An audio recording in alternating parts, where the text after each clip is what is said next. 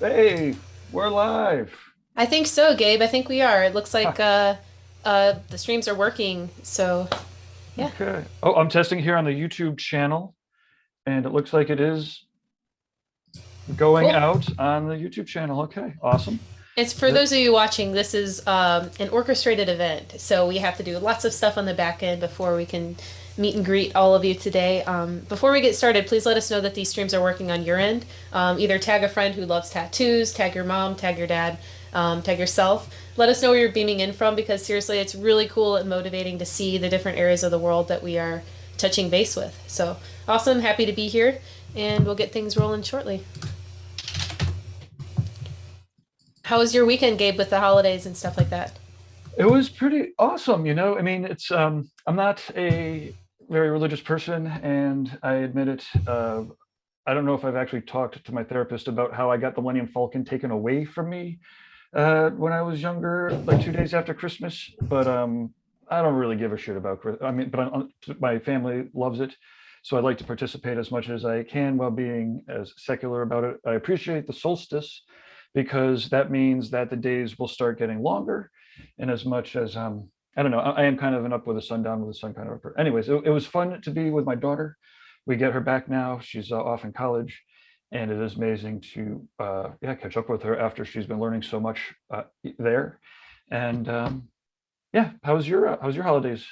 Ha, I don't know if that was too much information, but No, it wasn't too much information. My holidays were good, but I was starting to feel a little grim when I've gone my whole life without really understanding the history of what Christmas is to begin with. And my mother's mother is from Belgium, so hmm, I've had a okay, I see. European that Saint Nick and what if Saint Nick, but really like I was kind of bummed out when I really read into it and found out like this is completely like makes no sense as to what we're doing on Christmas. But I do appreciate getting with family. I've got my kids getting gifts and stuff like that. A bunch of cool little. My daughter Right. loves art, so I think that we should do something with Kaya Aitchison and maybe like Mhm. a an event for kids because I know my daughter has like all of her stuff ready to go for it. Oh yeah, you know, every once in a while that does pop up as a topic.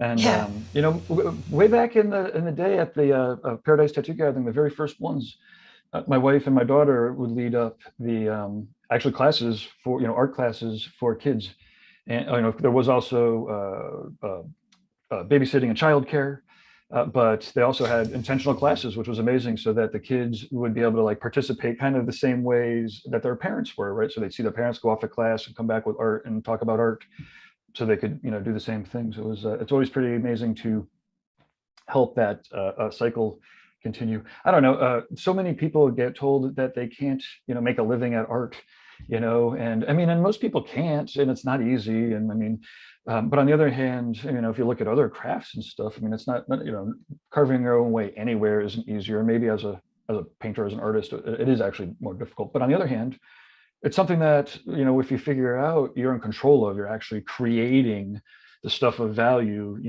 yourself, and the mediums, and the are the barriers to entry for painting and stuff. Like, I mean, it costs money, but it's not, the value that you can get out of creating art out of your own efforts and energies, without being super reliant upon lots of other people, can be very tremendous. And I don't know, so it's See that amazing. that resonates with me a little bit, but I think the beauty about having like my kids interested in art is like for me, for example, I played sports in college and stuff like that. And it was super fun my whole life. I was in it, and then as soon as it started having money involved or some sort of like a job involved, Sure. the value of what I was doing just changed. So I think it's really beautiful with the kids to see like this is not something this is it's not really like a job anymore. It's something that literally that thing you're doing to avoid all your family at Christmas when you're just, coloring on the side or, that can actually be your Yeah. entire life. Well, yeah, yeah, yeah. No, I mean, and there's it's funny. I mean, you can see this in tattooers. There's tattooers that as soon as they make a pretty good day's wages, they're done.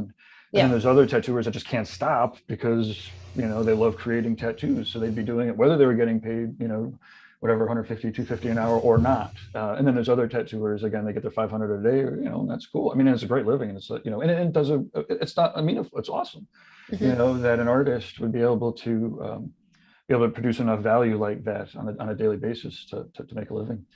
And Yeah, actually, one of those artists that really has a unique spin on like what drives her would be Amy, and I think we're going to be covering a little bit from her today. But if you listen Yeah. to her speak, she really focuses on connecting with the client to make it like a almost like a supernatural experience, which it kind of is when it's extremely important. But really noting like characteristics about the client and good conversation and such, making it like your art so profound and unlike anything else, which is really cool. I mean, there's no other effect that, I mean, there are other effects, but there are very, very, very few. And certainly tattooing is unique in the sense that it's going to affect the wearer, the very, as it's, I mean, as it's being put on, it's affecting the wearer, but like then of showing it off and the energies that it brings about for yourself every day, for the client every day. Um, I mean, there's almost nothing else, if anything else, that will have such a profound effect. And so the tattooers that in particular are in tune with this, they can actually produce a positive effect that lasts every day, not only for the wearer of the tattoo, but for the viewers of the tattoo, for the rest of everyone's, for their lives. I mean, which is why it can get so jacked up, and then if people don't take that responsibility seriously or they don't understand it, you can make tremendous mistakes that are very difficult to fix. And anybody that's gone through lasering, understands how burning it out Yeah. from the inside, while possible, is not a desired outcome. Got a lot of people here in the chat room, which is cool. Thanks Yeah, what's up, for Lou? tuning in, Thanks for. everybody. Do you mind if I roll the clip and then we'll check out Oh those yeah, comments? perfect. We do have to update the date on that clip, though, Gabe. Oh yeah, for the And new year. I like I said last week, I really do enjoy Mondays.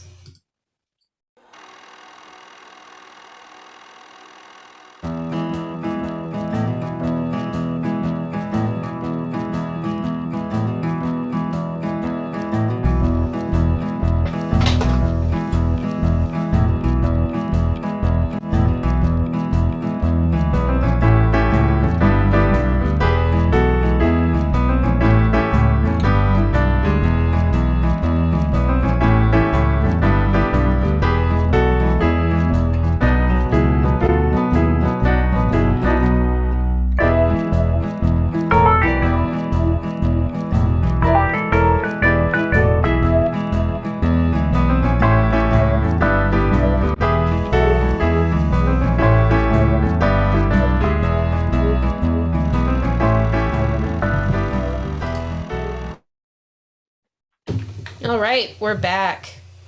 That was a lovely minute off. But yeah, I was thinking over that intro, how crazy it is to have kind of brought this to life. This is our 14th episode. So, all of you guys, Lou, all of you watching, thanks so much for being a part of it. I'm curious too, like what types of shops do you guys work in? Are you more of like a street shop or, custom studio? Because I've seen the evolution of custom studios, like in my particular area, just go crazy in the last 5 or 6 years. Well, and obviously COVID caused a whole nother rattle, right? Yep. And it's amazing to. I mean, I work as a consultant with a variety of different tattoo shops. Some that have been around 20 years and have 20 artists. Some that have been around 15 years with 4 or 5 artists that used to have 15.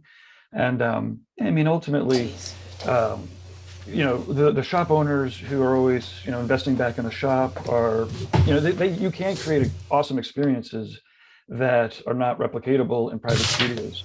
Now on the other hand, the amount of awesome tattoo shop owners or just business owners in general who are truly understanding of business and investing back is not necessarily like they're not the easiest to find. So it's often easier for a tattooer specifically to create their own space and kind of get away from all the drama and whatnot. But as long as the solo artists are taking efforts to make sure that they're still connecting with other artists and getting critiqued and seeing ideas, it's a trade-off. The private studios and where you have control of the environment but not necessarily as immediate access to so much inspiration and energy and whatnot. I think like I always question like what is that thing? What is it that keeps a studio together for 20 years? Or I mean a shop together for 20 years? Because It's like that it factor that you just, when it's gone, everybody just kind of goes their own way. For someone like Jesse Smith, who I really admire and have for many years, where he talks about the benefits and the types of, or off the map back in the day when I was watching and paying attention. What is it about you guys that keeps you together over time, or not? Like, what can we recommend through, your life experiences to artists watching that would, uh, you know, keep the team moving for a long period of time? It's clarity, is one thing. Although again, there's always exceptions, to the rules. Sometimes the shops that have been around 20 years, and I'm talking to them to help produce their version of clarity after all this time, right?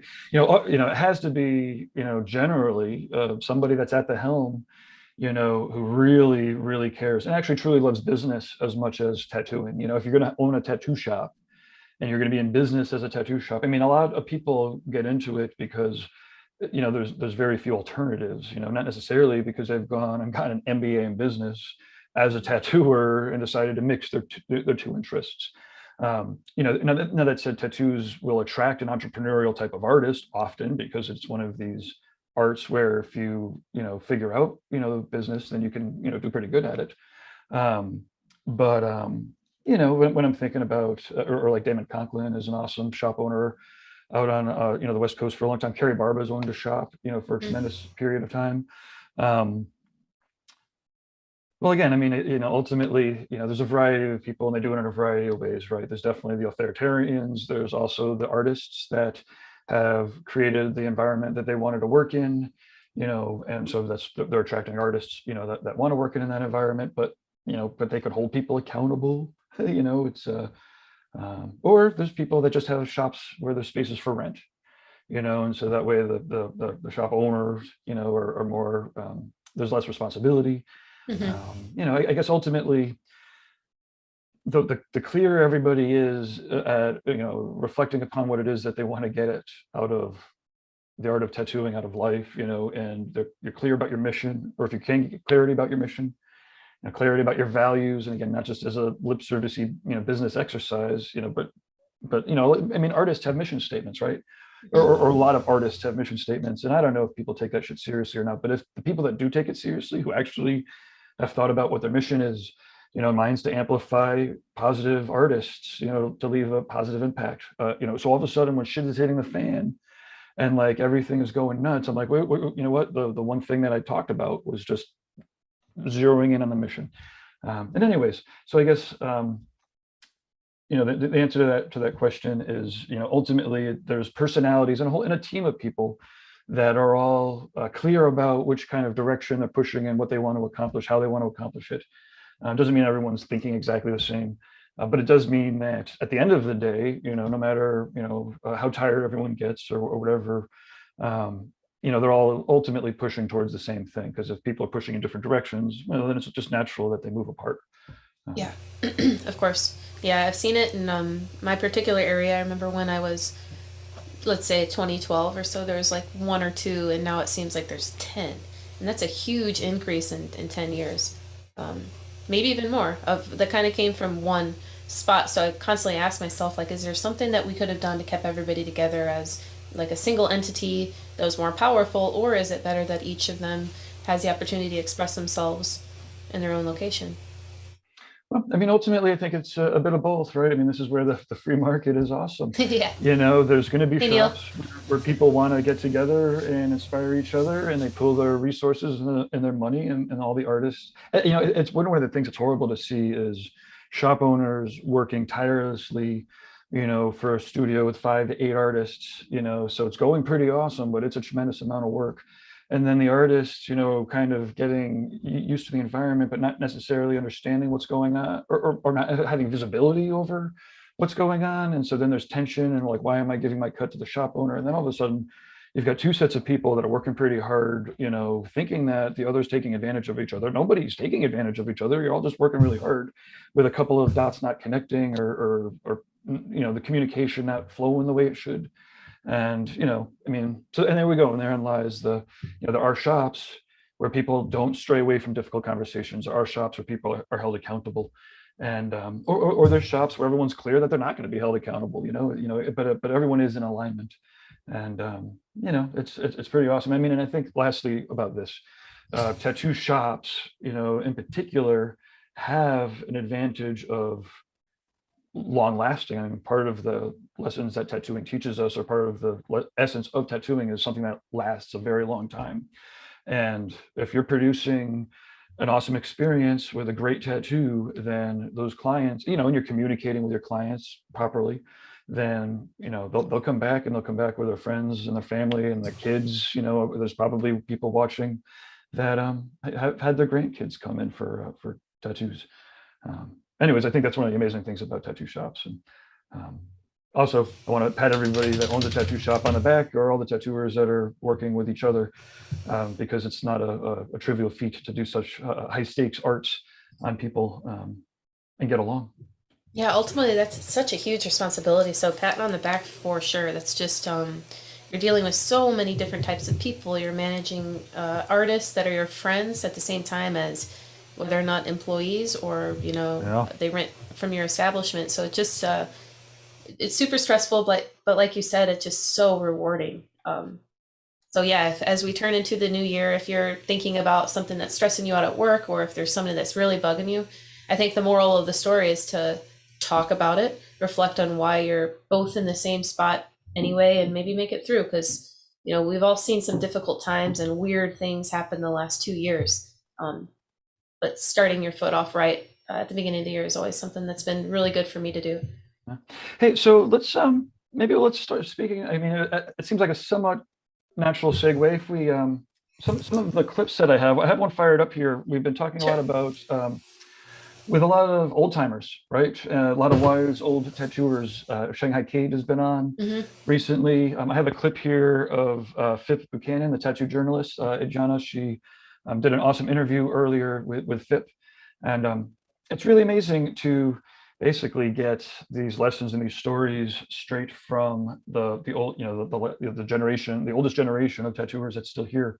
And I do want to just use this as a subtle teaser into one of the new series that we just started with Kyle, is Bridging the Gap, where we are matching apprentices and apprentice hopefuls. In Kyle's case, he's Yep.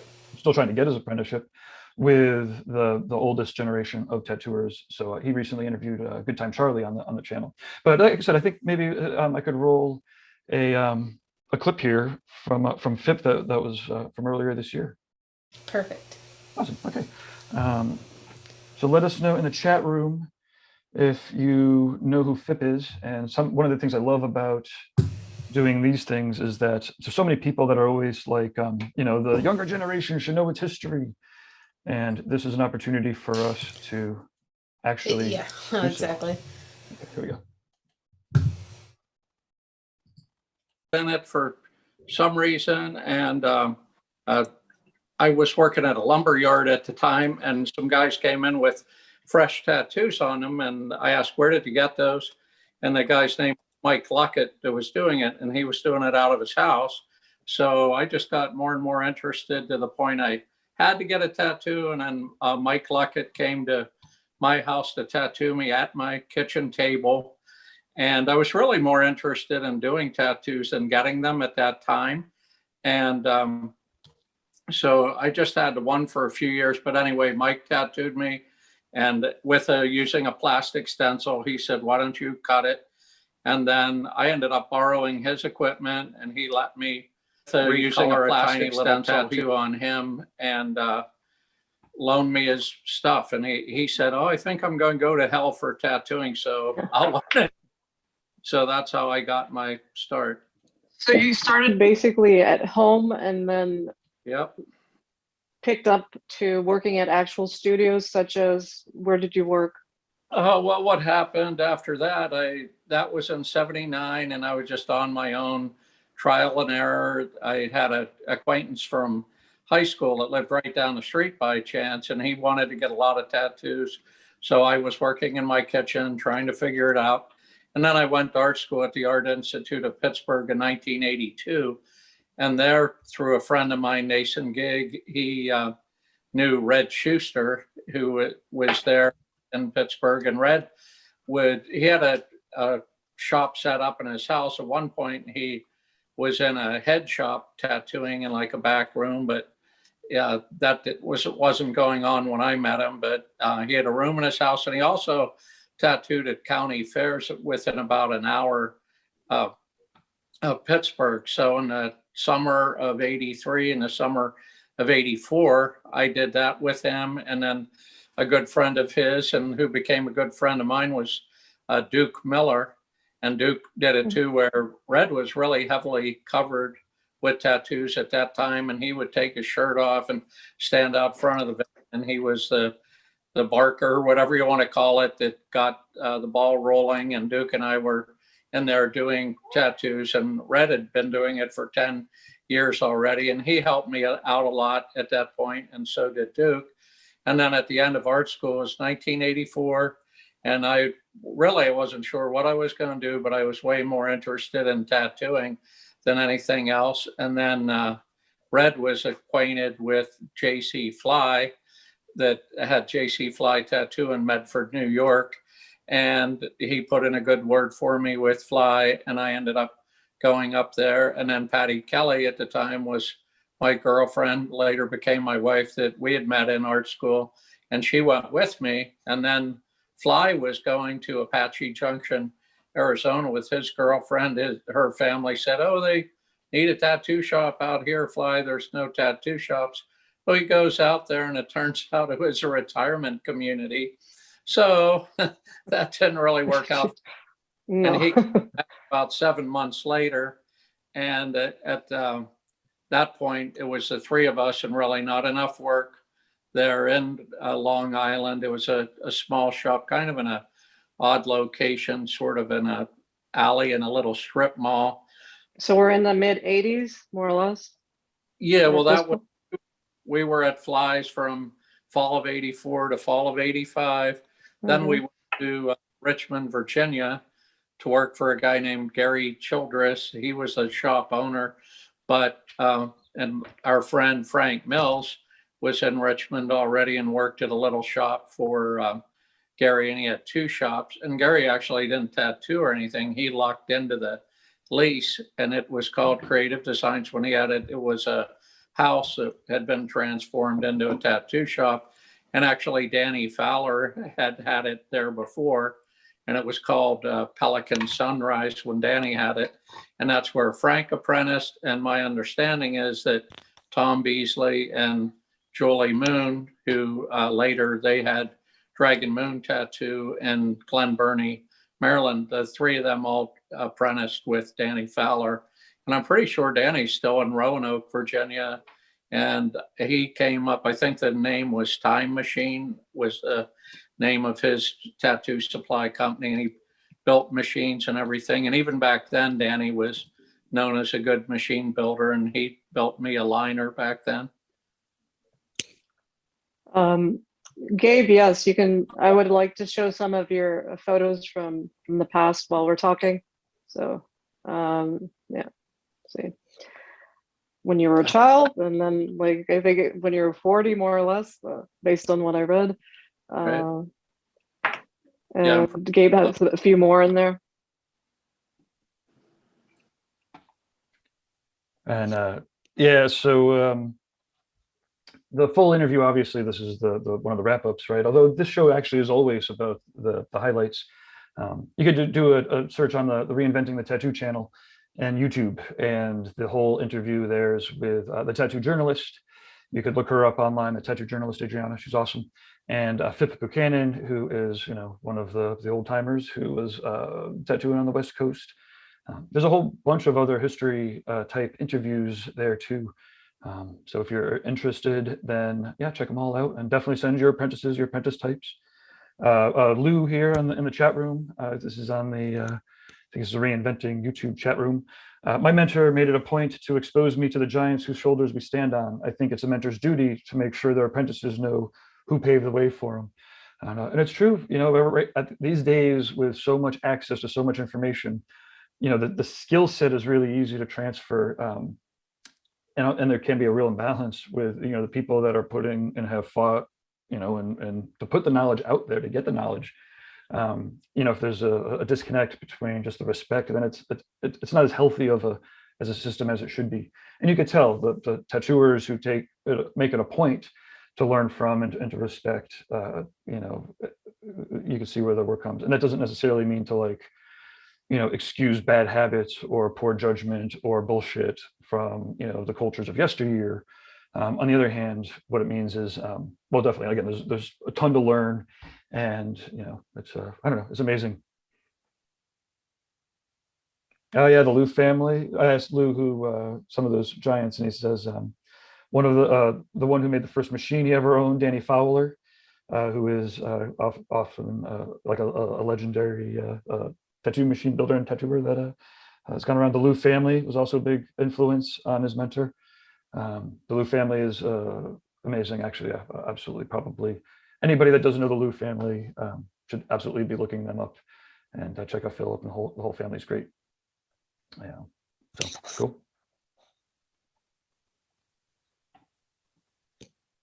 Oh, are you there, Lauren? Oh, sorry about that. I said, kind of on the topic, I'm seeing artists in their early 30s, late 20s now getting apprentices. And, you know, for example, I saw an artist in the mall recently, and I was like, hey, you know, this and this. And I think I said Mickey Violetto or somebody very common. They said, who? I said, oh, well, this. And it's like, well, you have apprentices. And if you don't know, like that's like a skipped generation now, you know, like that. It was just kind of like funny and alarming to me at the same time. Well, it's really big, you know, and the tattoo world. I mean, one of the things that was, you know, amazing and unique about it is how small it was. You know, there was 25-ish people. I mean, there was 3 at one point. You know, Philip Guy and Paul, and I mean, and Leo. Like, you know, there was, but you know, half a dozen, and you know, and before then it was, you know, small. And now there's like full movements. And I mean, I you know, I kind of joke, it's not even a joke, like there's whole like mini economies inside of tattooing that operate independent of, and it's beautiful, right? Like, because again, part of the old structure was definitely, you know, a bikery kind of outlaw-y structure. And now there's whole groups of people that are the antithesis of that could operate independent, like the minority inside of the tattoo world, you know, can have do their own thing with tattooing without needing to answer to anybody else. I mean, the empowering nature of tattoos, and not only on the client, as we talked about earlier, I guess, to, you know, as the wearer of the tattoos, but as the tattooers who are doing, I don't know, it's pretty amazing. I hear what you're saying. Yeah. Times they are a changing, but Yeah. But yeah, we were going to hear from a little bit from Amy, which would kind of like backtrack to the apprenticeship question, and that's huge. I know a lot of artists ask themselves, you know, about that in general, and information overload is, we're in the age of that, so we're starting to see maybe more qualified or less qualified, you know, artists come into the field. Well, maybe, oh, I took this seminar online, I'm ready. I think I'm ready for an apprenticeship. It's like, I don't know. That's what my feeling is. Just so much has changed in the level of information that's available to anybody. Yeah, it is tremendous. You know, I guess, and it'll be exciting. Yeah, I had this fired up. This is an interview with Amy Nichols of the Apprenticeship Diaries and Guy Aitchison. They did Cool. an interview last year. You know, the last couple of apprentices that came through the shops that I owned, they were, well, again, there was a little bit of a mix, right? There was some younger people that, you know, doing hipstery kind of stuff, and then there was also like master illustrator types. Like we went to illustrators, not master illustrators, but well, some, well, you know, like illustrator types, and some of them, you know, with tremendous amounts of experience. And you know, I used to joke that I love to watch tattooing kind of spit out illustrators because it's so difficult, right? Illustrators would see the money in tattooing and be like, you know, you can barely fucking draw. Like, I can look what I can do. Like, I should be tattooing. But then, you know, it's a lot different painting at 3 o'clock in the morning with your headphones on than tattooing somebody on their time, their ideas. But the ones that mix, you know, the ones that actually have already understand composition, contrast, flow, and they have to adapt. The body is definitely a unique medium. But it's pretty amazing, that mix. But again, part of it is like, there's so many different types of clients to get tattooed. You know, that there's a variety of artists that can, you know, figure it out if they truly love tattooing. Okay, let me fire up this, and if you have any, tell us your stories about your apprenticeships in the chat rooms while we're watching this. Okay, Take it away, Amy, Nichols, and Guy. And you cannot find an apprenticeship that is worth crap. Let's say you can't move because your ex and their kid are in town or whatever, okay? So that, in fact, I know of this exact situation, many cases of it. And so there you are, right? And you're learning on your own. What I recommend is try as hard as you can to develop connections with other artists, locally if possible. You know, for example, Steve Butcher, he's self-taught, but he ended up finding a couple of artists in New Zealand that would critique his work, would give him honest answers, were, you know, interested in seeing how he would develop and would comment. That's really important. If you can afford it at all, try to either get to a convention or go to an artist that you admire and get tattooed by them. You'd be surprised at what you might be able to get out of that experience besides just getting tattooed. Bring your portfolio, be prepared to tell them about what you're struggling with, the fact that you can't find an apprenticeship, whether or not you're willing to relocate. You know, maybe not start the conversation with that. Wait until they at least have enough time with you to know that they like you. But you have to not be shy about this stuff. You really have to put yourself out there. You need to try to make those connections. And I hate to say this, you will get attention from somebody if you are paying them $800 for a tattoo, right? You're going to have some hours of their time, right? And if you're sincere, you're coming from the right place, you're truly working hard to better yourself as an artist and develop these skills, they would rather see you succeed than fail, I promise you.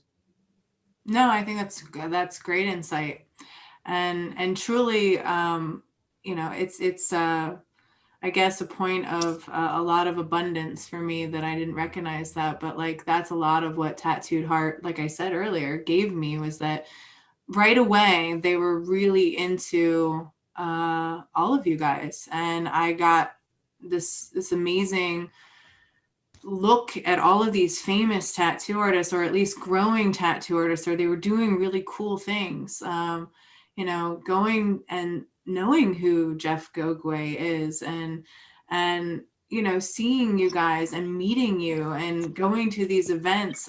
In the beginning, a lot of it was, you know, going to seminars and stuff like that. So definitely, I 100% agree. Like, go to seminars, go to tattoo conventions, all of those things you can't be shy about. And again, I guess I kind of looked over it just because it was that was all the time at my dad's hair salon. Like, if he wanted me to be the front end person, which I did that job for a while, he sent me to a receptionist seminar where I got to learn all this different stuff about how to be a receptionist. And I guess it was just something that I negated as like, oh, well, this is what you do. Like, you know, if you're going to go into a profession, you know, you go and you check out a seminar.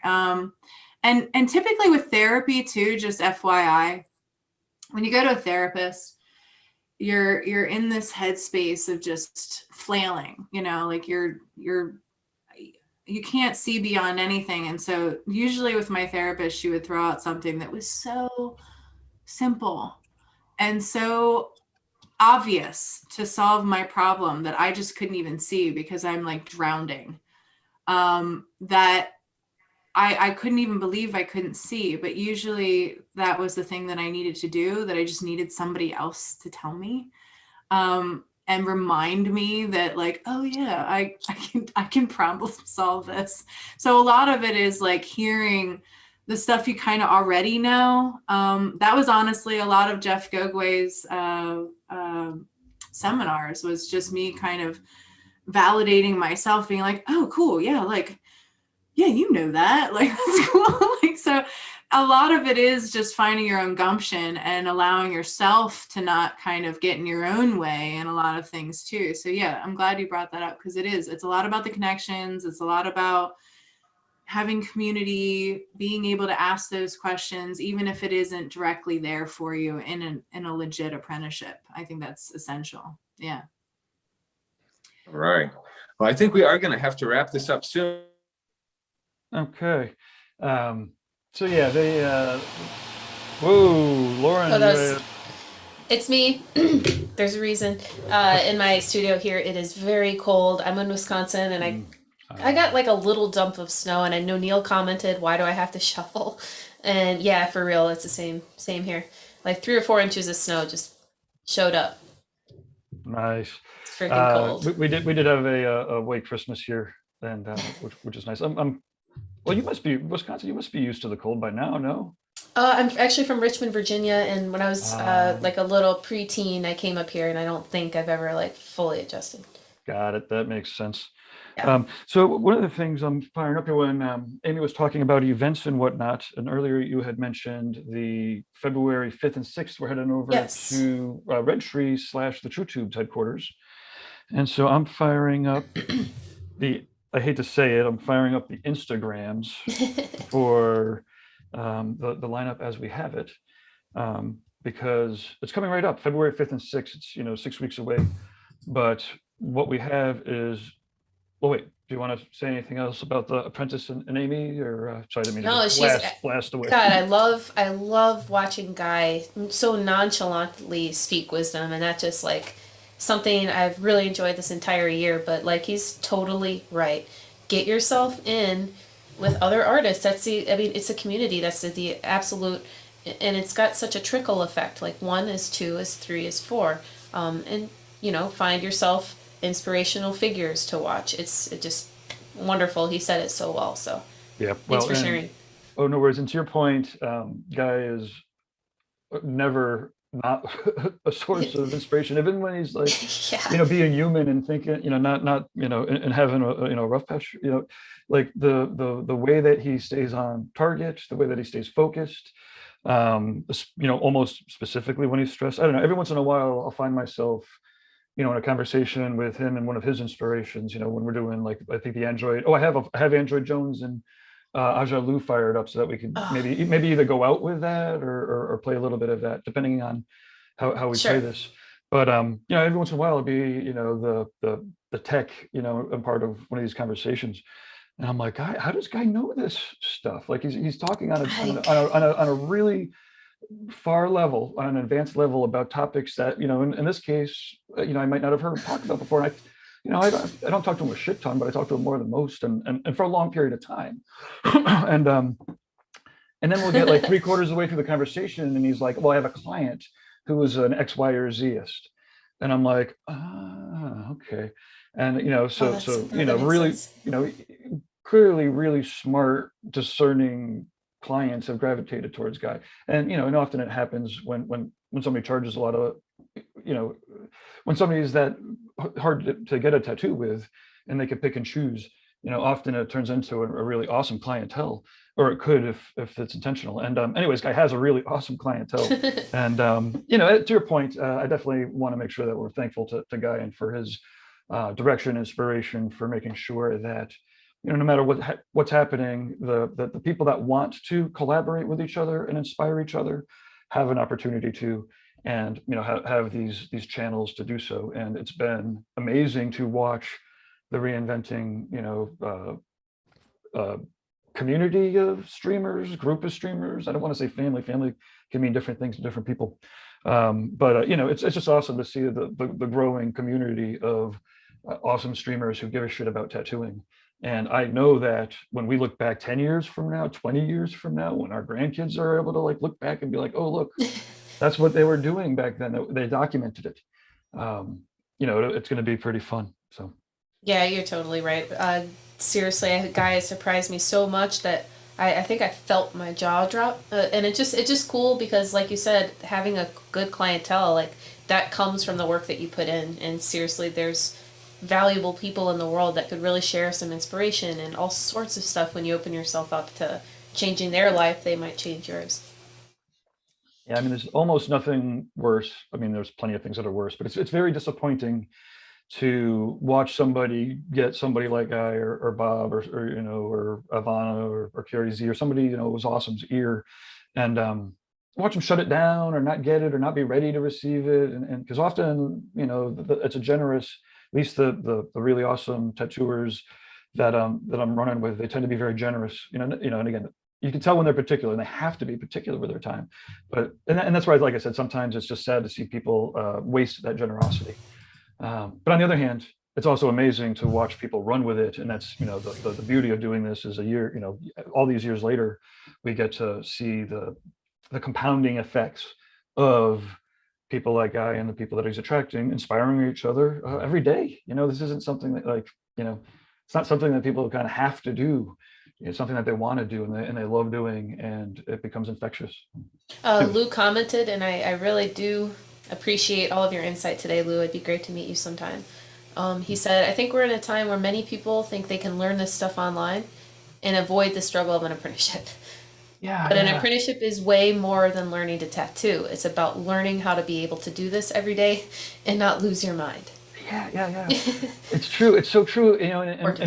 And we are specifically in that space between, or me and some of the people that I'm helping that I work for, they're in that space where it's like we can facilitate the knowledge to tattoo better, right? Like, so Sure. if you're tattooing every day, like you can listen to these, webcasts, and then certainly if you're paying for the professional subscriptions, then like you're getting all the insights and you can use it. Now, like, so you can learn to tattoo better, but you can't learn to tattoo. You have to actually have somebody there that's responsible for the skin that you're practicing on, and who's like literally there, showing you how to do it. And, because it's a tactile thing. Tattooing is tactile and it's high stakes. Again, it's going to be on there forever. But then there's also the space where like, but if you're an apprentice, we could help guide your art to be more tattooable, right? So it's like this really strange area where it's like, well, it's just a really strange area, but I'm happy that there's a space for it. And but to your point, there's no way that people can learn to tattoo, and it's so frustrating for so many creators that I know that see the YouTube and how to tattoo this and how to tattoo that and how to tattoo, like all those keywords are what get the hundreds of thousands of views. And I don't know any of the tattooers that are actually that can teach people how to like they're not going to go for those keywords. I think there's no- sometimes those types of artists kind of respond to those aha analogies. Like, for example, would you want a police officer learning how to police citizens online? Would you want a chef learning how to do this online, or a doctor? I mean, it's just kind of common sense. I totally agree with you. There's so much more than the tactical side of tattooing. You're dealing with people, and that's tough. I mean, you could be a wonderful artist, but your personality is not. You might not have the patience, you might not have this, and those skills can kind of be taught through other people that you would never get from a screen. You might get the inspiration, but being around other people like for extended periods of time is essential. Yeah, and now that's Without losing your mind. while also recognizing there's plenty of fucking shitty shops out there filled with people that barely give a shit. So if you could tap into some real inspiration online, sometimes it is the outlet that people get. And, but again, part of the beauty of this is that sometimes the people in that situation will start engaging with, reinventing or, some of the events. And I mean, it's sad to see people bring back that inspiration and install, but then that often will force them to go and seek an environment that does foster it. And I mean, and that's where it breaks down. I mean, I can't tell you how many people leave Paradise events and then go and either fire somebody or quit, and again, so that they could find a place that has a similar mission. And if the mission is to get better every day, it's hard to be, one person that wants to get better every day when the people around you are, dragging. I think that since this is our last episode of the year, why not like next week for you guys when we come back at Monday? Jake will probably be here. Maybe write down some of your goals or like some of those things that we can kind of like make it a point to reflect on. Some of those, like where you said it's an inspiration moment, aha moment, or whatever it is. So like, for example, Neil, Lou, because I'm kind of watching what you're talking about in the chat. Is there anything that you guys have been kind of harboring inside that you want to change for 2022 or make better? I'd love to hear from you. But yeah, segue into our next topic, which is Reinventing Live at Red Tree Gallery. Oh, yeah. And I'm so stoked because it's an event that it feels like it's an onion or like a beautiful, wonderful cake. It's got so many layers of stuff that's going on. So before you show up that lineup, can you talk again about like what it is everybody's doing? Oh yeah, it's funny. I probably should have the schedule in front of me, but I don't. Um, so okay, so we had it's a Red Tree, so it's Durb's, tattoo shop slash compound. It's awesome. The warehouse is gonna have I think like 3 or 4 booths set up. So we In have the 8 artists warehouse? in the Oh, warehouse, yeah. that's so cool. And he's got a stage set up, and he's runs Hell City, right? So he has the Yeah. tattoo convention stuff, and um, so let's see, we've got Bob Tyrrell, St. Mark, Jesse Smith, Jillian Marie, Nick Mitchell, Conan Lee, Renee Little, and then I think Nick Baxter might be beaming in. A couple people will be beaming in, Cool. and there'll be tattooing, there'll be art, there'll be some seminars, there'll be stage interviews and podcasts. Basically kind of, in a similar-ish vein as the Paradise BYOB, a smaller event with, based on professional development, but the public it'll be open to the public on Sunday night. We'll do an open house and do like a little tour of Red Tree. That's so cool. But yeah, it'll be, again. What you're saying though is if you're not there, you can be there. Because I know I bring in my camera, I'll bring like Yeah. a portable little thing and maybe a little something that I could literally bring this everywhere we go. I don't know. There's so many possibilities when you have cameras and the streaming capabilities to enjoy it. I mean, 100%. And I mean, This is I'm not sure we're going to be able to get the 360 cameras out. I don't want to give away too many secrets, but if any sure. of my enemies Yeah. are watching, they're gonna be- Interviews and stuff like that. well, I don't know. I've been hopping on the VR, a little bit, and the ability to be in events is pretty fucking sick. And and especially for some of our events that are thousands of dollars or $1,000, a $250 VR headset. That's if it's a difference between somebody beaming into the Worldwide Conference or to maybe even an inspiring tour, and then being able to experience it from a VR headset from the comfort of their own home.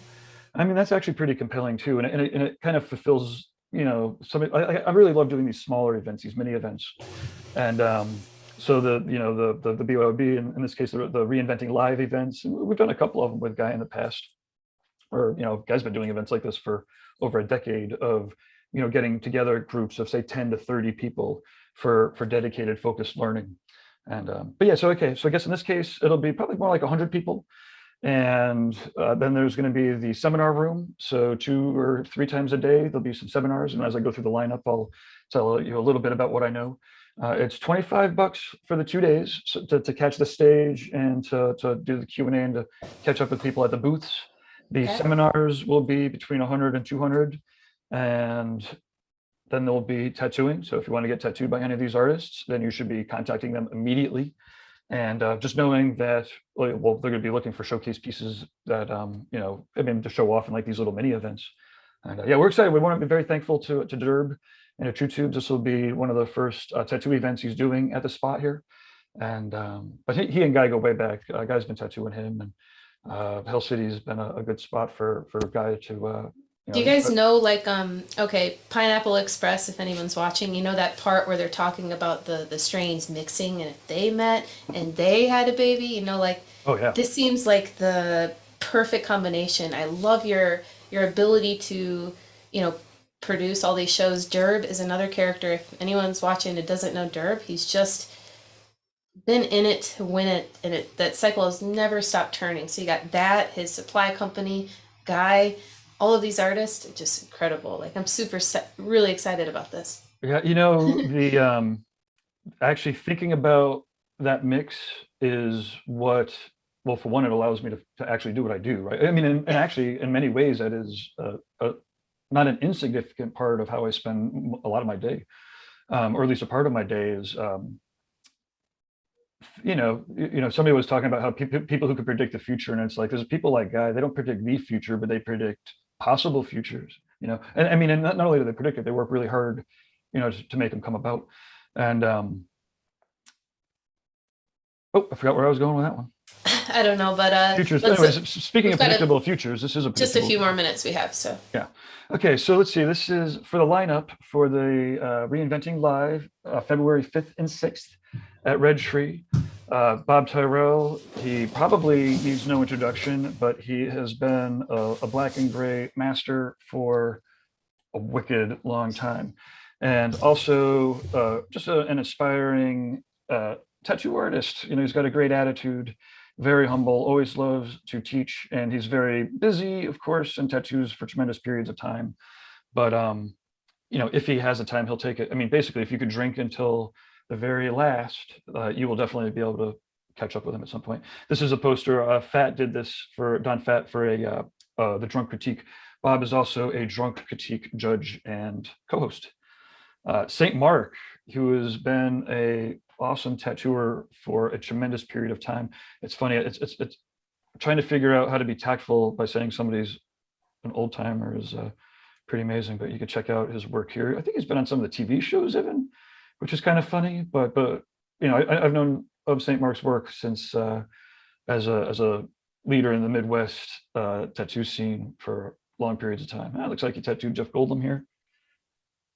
That's funny. Shanghai Kate, who we was interviewed on the channel recently, was also tattooed by or tattooed Jeff Goldblum. So that's awesome. And, oh yeah, look, there we go. Ink Redemption. He's probably a bad. I'm sure he's a bad guy on the TV shows. So, anyways, okay. So we've got Saint Mark, Jesse Smith, who is again. It's fun to be catching up, and you know, one of the and to that point, to one of your points, you know, trying to figure out how to keep doing events with some of the same people and some different people is the different combinations produce different magic. And Well said. like this is one of Jesse's characters that an animator is putting together. And it's all, like I said, so sometimes I'm like, oh my God, how am I going to keep making people, you know, creating these experiences that change people's lives? And then it's like, wait, you know, getting Jesse together, you know, with Jillian. Oh wait, let's go to Jillian here, you know, who's another amazing tattooer who's got a unique style. Gosh, I just adore her work, for real. 100%. So Jillian Marie here. Yeah, look at this. It's got like a feminine touch to it, and it's so bold and strong yet feminine at the same time. It's awesome. Yeah, this I've been aware of her work for a couple of years now, and it's this is Healed. Very excited to catch up with her in person to see her tattoo. So she'll be doing you know, something that's a little more informal. She'll be tattooing in the booth. She's still a tad reluctant to do a seminar, but that's okay, because you know, the tattooers that are interested can go to the event, and they could lavish her with praise and kind words and encouragement. You see in the comments there where, for example, Shannon, who follows her, says obsessed. It's really cool to be able to create work that is desirable by, like, you know, obsessive clients. You know, it's not like you're just creating art that they want. You're creating your own artwork that people are obsessing over, and that's what she's done successfully. 100%. They, you know, there's, you know, when checking out her pieces, you know, you're going to be able to tell that it's her. You know, one of the things that I actually, for better or worse, I do have to pride myself on is calling out pieces. So like if I see tattoos in the wild, I can often call them out, and she makes it easy, right? So man, we should have we should do that competition or something sometime. Oh, who like did this? Yeah, we should. So the last time I did this, I was in a tattoo shop in Texas. And Sure. there was a black and gray artist. I forgot. Fuck, I wish I remember his name. Yoni. I don't even remember. But anyways, I saw the piece, and it was like it was a black and gray creepy piece with some nice highlights and white details. And I'm like, I was like, Jesse Levitt. No, it's not. It's Polish. It's that David with a J that Jackaria. Is it David Jackaria? He's like, yeah, he tattooed me. And I was like, I can't believe I was able to call a black and gray creepy piece from an artist from Poland and Texas. But anyway, so I patted myself on the back, and now I'm doing it publicly. I apologize. Okay, so Nick Mitchell hates you, although Nick Mitchell doesn't hate you. You can find some interviews with Nick on the Reinventing YouTube channel. He did a very popular and awesome seminar at the BYOB, and yeah, you can check out his work here. Did you catch up with Nick at all, or?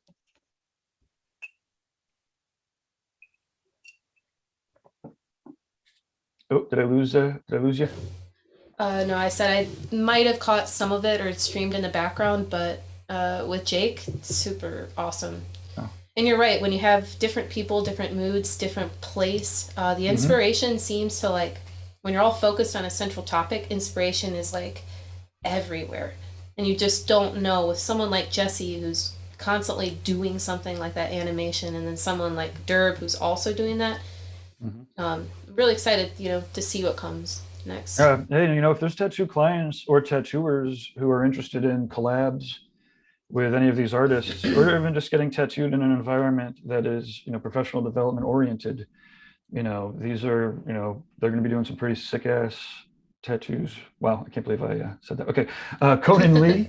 So Conan's an amazing tattooer, also from the Midwest. Absolutely. 25 years plus now. He's got a sick shop. Geez, I got to get my vocabulary going. One of my New Year's resolution is going to be is to get a thesaurus. Okay, so we have Conan Lee. He's also a computer geeky kind of a guy. I believe that we'll be talking a lot about business and organization, and how he, as a single tattooer and also a shop owner and an owner of a digital company, can keep his tattooing straight. He has a lot of automated processes. And some of the stuff that I've been doing recently and talking about, he was doing years before, right? So years ago, Conan was like, I've got all these great, computer mechanisms to automate my whole life. And I was like, yeah, but I'm a tattoo shop owner who prides myself in having a support team that takes care of tattoo artists. Can you scroll down a little like- bit while you're talking? Yeah, sorry.